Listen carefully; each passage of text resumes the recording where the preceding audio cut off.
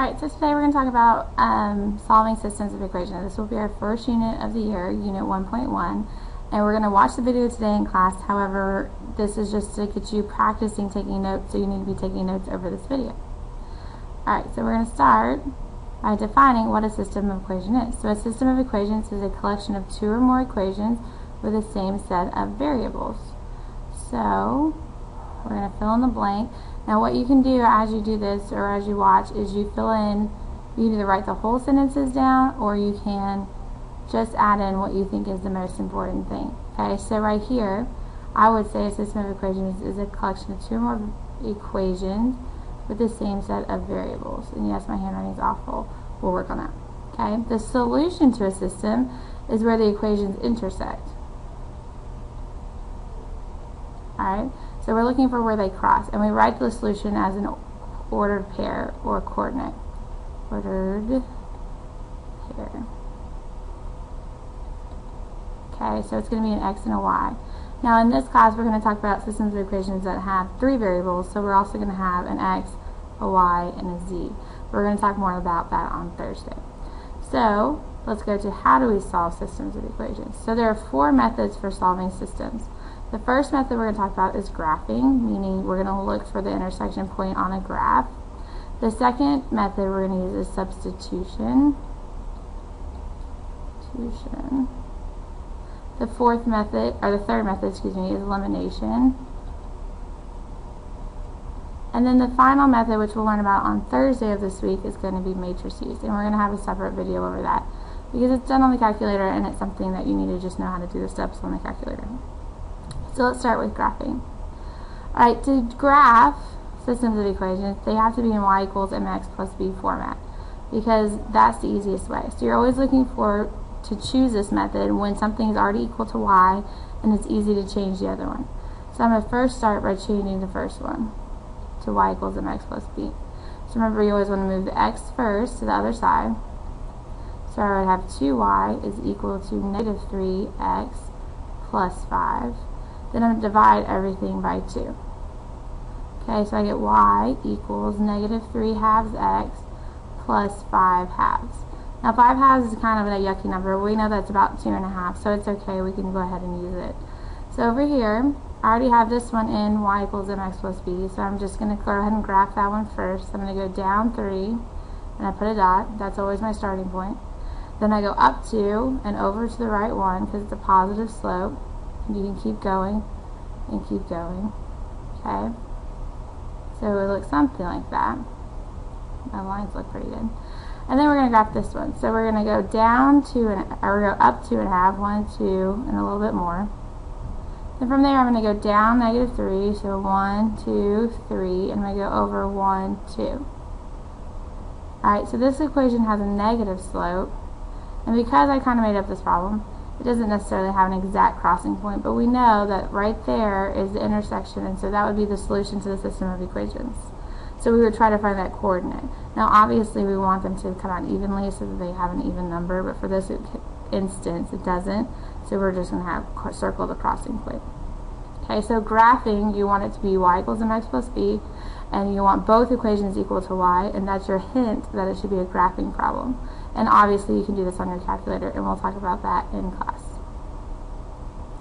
Alright, the second method is by substitution. Substitution means to substitute into a problem. So just like when you have a substitute in class and you have someone subbing for your teacher, meaning she's not there, you're subbing in one variable into the other equation. So looking at this problem, if we already know that y is equal to x plus 2, then I can say that, alright, I can go ahead and plug that in to that y, because then it makes sense that I know what y is, I can plug it in.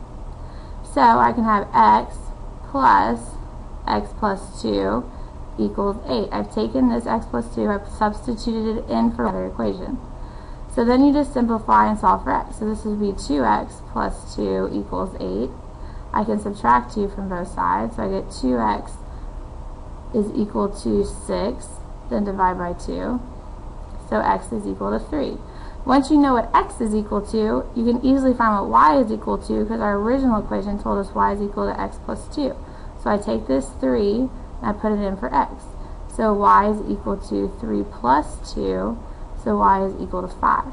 So there's a coordinate that exists if we were to graph these two equations where their intersection would be 3 and 5, meaning both 3 and 5 are solutions to both equations.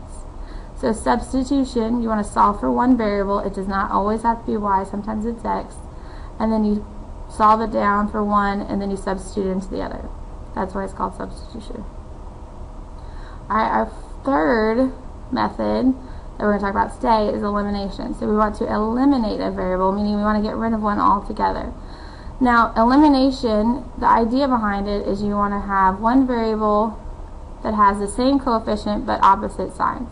So if I look at this problem over here, and I always rewrite problems because I like to have them big and where I can see them. If we look at 4 and negative 2, I can get that 4 to become a negative, or I can get this negative 2 to become a negative 4 pretty simply by just multiplying by negative 2, or by 2, I'm sorry. But if I multiply this one by 2, I have to multiply everything by 2. So the idea behind elimination is to change the equation so that something cancels out. So when I do that, the first equation doesn't change, we didn't do anything to it. But the second one, I'm going to distribute this 2. So I'm now going to have a negative 4x minus 10y is equal to a negative 16. All I've done, I haven't changed the equation itself, I've just upped it by 2 all across the board. So really the equation didn't change. At this point, you're going to add the two equations together because that eliminates the x. It goes away. 4 plus a negative 4 is 0.